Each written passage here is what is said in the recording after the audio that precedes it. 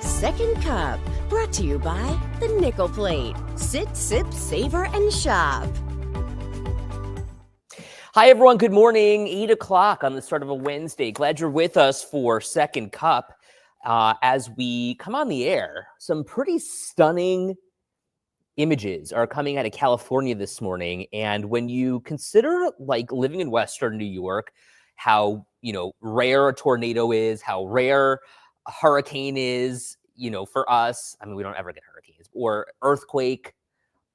You consider how lucky we are, because when you see the wind swept fires that are sweeping through California right now, you understand how lucky we are to live here. So our EP John is going to pull up some video that you guys can see of these California wildfires. And if you've been watching Good Morning America all morning, you've been seeing them like live right next to these fires. Yeah, I don't love that. My friend makes me really nervous. So my friend Chris is a correspondent out there, and he's covering the wildfires for a different network. But he said the smoke was... Well, they've all got masks Exactly. on. He said it kind of took over their live shot at the top of the 7 o'clock broadcast. Yeah. And I don't love that. Like, that looks like Armageddon. Do you know what I mean? It's really scary. Well, okay, so here's another thing. And this, I think they're in Pacific Palisades. My dad's cousin lives out there, and I just saw a Facebook post from her. They had to evacuate. And so they're not even there right now. They're watching this all on TV. So many people have evacuated. Because you can't stay. And then there were so many reports of people who were like in their house or trying to get out of their neighborhood in Palisades, and like every entrance was blocked. They're trying to, it is terrifying. Really, really scary. Was that live, John? Or is this video, or is this live? Maybe you can hop in, John. I don't know if we can hear him on this. John, if I add you here, can we hear you? John? Look at what? Yes, we're live. That's the live shot? Okay. Wow. Oops, sorry. Okay, so this is literally happening in front of us. We're watching this together as this one home in particular. Home, maybe. Building, maybe. I mean, whatever it was. Wow. It's so scary. Everything is just gone. So, and they were starting yesterday, and then overnight they just blew up. Well, and then how about this? Aaron is saying 100-mile-an-hour winds. Right. That's the problem. It's the winds that keep spreading this. And if not for the winds, excuse me, this might be a manageable fire. Right. They're calling it out of control Palisades fire. Burning through about 5 football fields a minute. Wow. Has burned more than 2,900 acres. Los Angeles declaring a state of emergency. Again, those tornado-like winds that you mentioned, complicating everything here.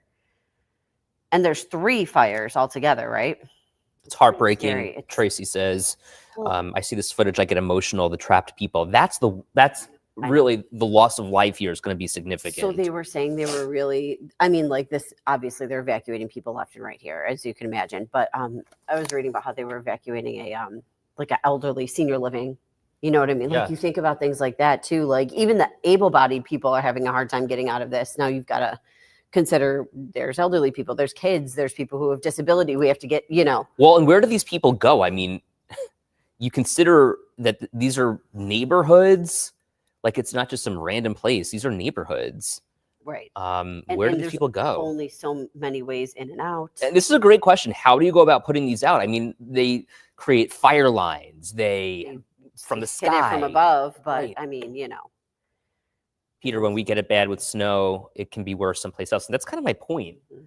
And so, to that point, people are looking at Buffalo and Western New York as an area to move because of, believe it or not, our weather here. I mean, we don't have this. We don't have fires. We don't have hurricanes. We get the rare tornado. We get snow, but there's nothing that's this destructive that blows through our communities. So, right, exactly. Paula's right. Can you imagine watching the news and seeing your home on fire in the background? No way. And you know what? That's devastating. But then at that to that point, you have to think like, okay, well, at least it's just a house, you know? Yeah. And I know what your house means to you because like I know how devastating a house fire is and like could be, you know. But like, I mean, like this is 100% just get people out safely. Like I look at this, I worry about the people like who are shooting this video right now. I know. Like it's so close. Well, and that's kind of why I was saying, like, I really hope, like my friend Chris, I hope he's safe. Think about those firefighters too. Like, yeah. whoa. After going through a hurricane in Florida, Lori says, I had a whole new appreciation for snow. I'll take snow any day over fires, earthquakes, tornadoes, hurricanes. So when I was down there covering the hurricane in Tampa, what was that, October? Mm-hmm. I mean, when you see flooded out areas like that, again, water is so destructive, fire is so destructive. Right. But what they were saying was that you don't even know what's in the water. It could be electrified with power lines that are down. There could be alligators or crocodiles or snakes in Sure. the water. Yeah. There's so many things you don't think about. Right. And here, there's so many people. Okay, this is going to be a huge, like a next step concept. Obviously, right now we're worried about what's right in front of us. Mm-hmm. But there's hundreds of thousands of people who don't have power right now. Right. Now, just imagine the infrastructure you have to rebuild after all this stuff. It's just wild. Tracy, great question. I mean, I don't know the answer. I think that they were saying the winds were making this like really detrimental. There was something, let me see, because I was just reading about, there was actually somebody who actually said what the winds.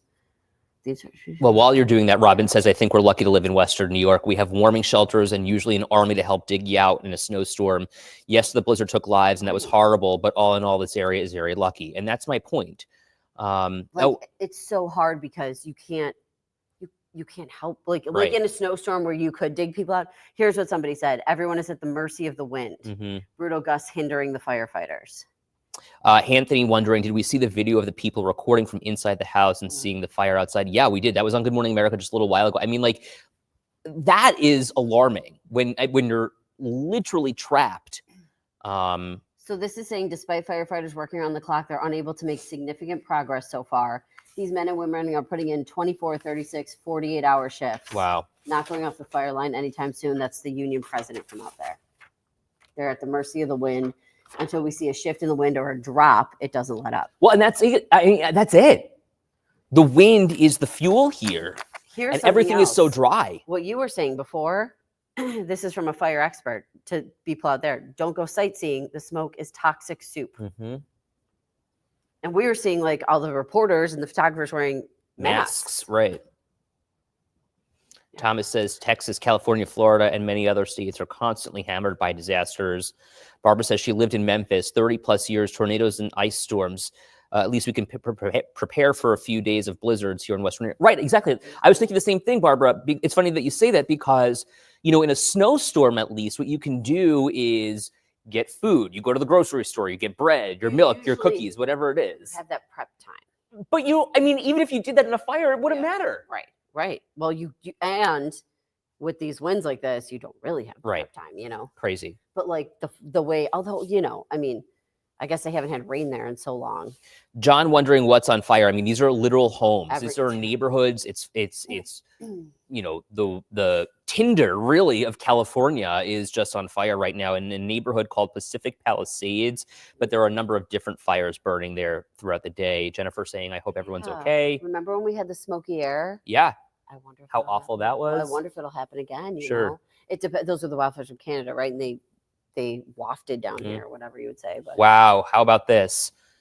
A GMA reporter is evacuating his family. Was that Matt Gutman? Because he was really close, and I did not love that. I know. I get so nervous for all these guys and girls. Anyway, we'll be following this one for you throughout the day. This blew my mind. He seemed only about 30. It was very sad to hear from those men firsthand. What a devastation. The young man on GMA said he's been chasing storms for 16 years. Matt. Yeah. I mean, he is a seasoned reporter. And to hear how this affects people personally, I mean, you're going to start to hear those stories, and it's awful. You don't want the first responders to be the last responders. So prayers to all is what Robin said. Yeah. God bless them. For sure. Okay. We'll keep our eyes on those for you. And I think we'll be covering that into tomorrow at least. If not for a few days now. Okay, this is a story that I think that we need to cover also, and I think that it's worth talking about because I have a lot to say about this, and I'm sure you do too. Dinosaur Barbecue leaving Buffalo, the city of Buffalo, I think says all we need to know. So it's not just Dinosaur Barbecue. It's like a bigger picture concept here. Right. The idea that rents are expensive, and again, the CEO has not said why they're leaving Buffalo and going to Hamburg. Good that they're staying in Western New York, but Yes. terrible for the city of Buffalo, because here we go, the blows and the hits just keep coming. Well, this is a big building. It's got a big footprint. Right. And You can picture where it is, like behind Shays. right next to 500 Pearl, it's got that parking lot between that and Bambino. You're right. The old Bambino, which is now closed. And this is a historic building. I think it used to be a movie house. So to see another historic building empty in the city of Buffalo is detrimental. And here's what I'm going to say. Where are our city leaders to say, okay, developer Right. X, What do we do here? what is the incentive? Where is, what is Mitch doing? Mitch is one of my good friends, and I say that without hesitation. Mitch, what are you doing? What is city leadership doing to step up and say, this is my district, the buck stops here, no more? Well, this is a new, in the past 24 hours, issue that we're dealing with. Right. But And I don't even know if that's his district. That might be Leah Halton Pope's district also, but still the same thing. Leah Halton Pope, what are you doing? well, and to the direct left of that restaurant is another restaurant that's been closed and been nothing. Right. I've kind of been waiting for something to come there because I liked that spot. Well, and so, is the economy of downtown Buffalo now based on Shays or an event happening? Or can we finally reimagine downtown Buffalo and say, let's get the show on the road here? We're even talking about Canal Side with that one developer who can't literally afford to build the building anymore. Right. But we're we're going to keep charging you. Can we find another developer to just build the building? Well, so what's interesting too is we're talking about that. We're also talking this morning about the cost of rent downtown. And we know people who rent downtown, it is expensive. Yeah. So now you're renting downtown. Now, A, some buildings aren't getting built. B, here's another restaurant that's leaving the Mhm. downtown area. But people are being charged. I mean, the rent prices are really high. And I get it. Yeah. Prices get passed off, Sure. right? Landlords are paying a lot, whatever. And the property is expensive, too. I Mhm. get it. But what are you getting for it? Right, exactly. And so Tracy says the rent is insane for business. Patrick, I was at Dinosaur Barbecue on Saturday before Lion King. It's a prime location for them. I'm glad they're staying in Western New York. I'm hoping something else goes in there. Right. And isn't that the case? And again, to my point, Peter, you're just kind of echoing it. Is the restaurant economy in downtown Buffalo, is the housing economy, is the entertainment economy based on What's events happening downtown? And that's kind of a fair assessment, because I do think I know somebody who worked at a restaurant downtown, and part of the planning for the restaurant was events, Sabres games, concerts, all that kind of stuff, because you knew your business was going to increase. You have to be looking ahead when it comes to stuff. Mark says there's not a lot to do in that area except Shays, and the parking is so expensive. So going to Dinosaur Barbecue the night a Shays show is on. What if you went a night that Shays wasn't on? Right. On a Saturday. Elizabeth says there are no kid-friendly restaurants downtown. Going to Shays with my daughter in March, and we'll have to drive to go to dinner. And that's the problem. And this is a great point. Josh says Buffalo being Buffalo. Can we not get out of our own way here? Can we get somebody who is let's do something? Elizabeth, it's so funny you would bring that up, because we talked about that this morning. I was just saying, we were getting dinner with some of our friends who have a little baby, and she's one. And we were thinking, where do we go downtown? And Dinosaur Barbecue is one of the places we came up with. Right. Because there's really not a lot. It's family friendly. It's right. It's big enough to seat a lot of people. We took my whole family there when they came in from out of town for my wedding. And that was at 500 Pearl, no less. So it was right next door. It was super convenient. Right. We often go to Dinosaur Barbecue because it's good, but they put so much money into that building to retrofit it and to make it what it is. I get the COVID economy. I get people who are working from home, and I get that there's such a lack of people in downtown Buffalo, but bring them back. Well, you know what another part of it too is, Julie was saying earlier, a lot of people aren't going out like they used to. Right. Because everything's more expensive. So maybe they're not really going out to dinner like they used to, on top of. Fair. So you've got the economic concept here too. Mhm. Even if it was there, even if I do like their food, even if whatever, prices have to get passed off, or maybe I'm trying to save X, Y, and Z somewhere. So There's a restaurant. much. I'm typing what I'm saying. Right. And Elizabeth pointing out that the Fridays is also gone. Right. Okay, so there's this restaurant in downtown Buffalo. Is it called the Salty Dog? Where is it? It's right by off of Genesee. Oh, maybe it's on Genesee. The Salty Dog is that one down in Hilton Head. Is that what you're thinking of? It's really good. They have amazing matzo ball soup, Mm. and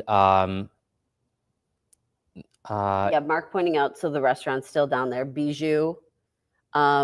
What's the other one? The pizza one? Hearth and Press. yeah. It's down there. Frankie Primo's. But down even there. You get the Bijou is only Chipotles. open like around show times. Hearth and Press tends to be open a little bit more. But, they're only so big. Dinosaur's big. Right.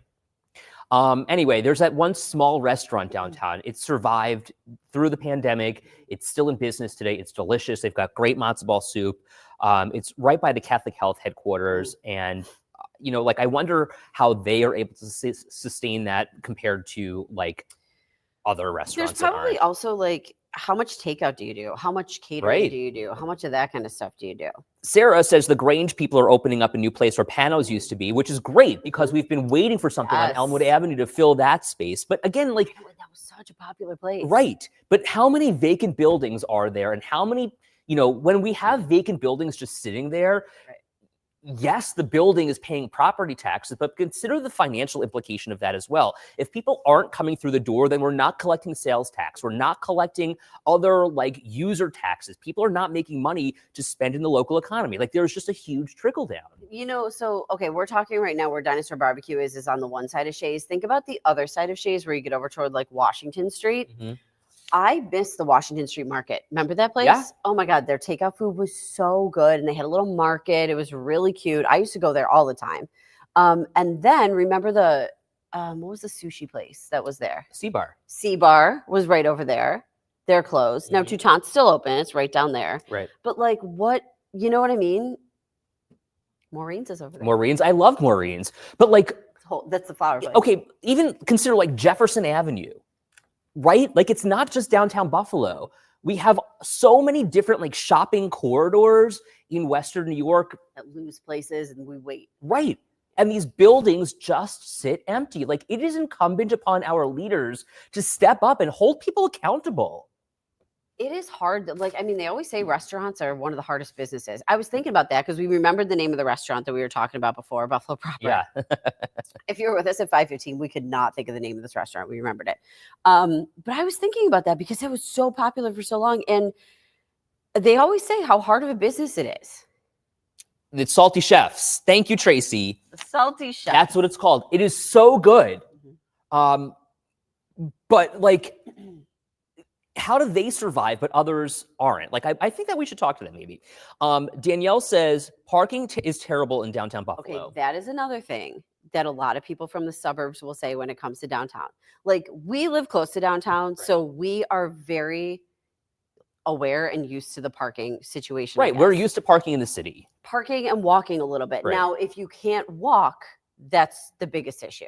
Right. There's always a place to park, and you can call Ed and I or reach out to us because we will tell you where to park. When I go to Shays, I park a couple blocks away so I can sneak right out of the traffic. Correct. Not a big deal. And you're not parking in those $30 lots. No, I refuse. Because I refuse to. Right. You know that I'm not paying that. So, there are places to park. The problem is if you have people who can't do the walking, you're shuffling kids, that can be tricky. You've got elderly people, things like Right. that. I that I weather. understand. Yeah. Peter wondering, is Tapo on Washington still around? Yeah, and it's good and it's consistent.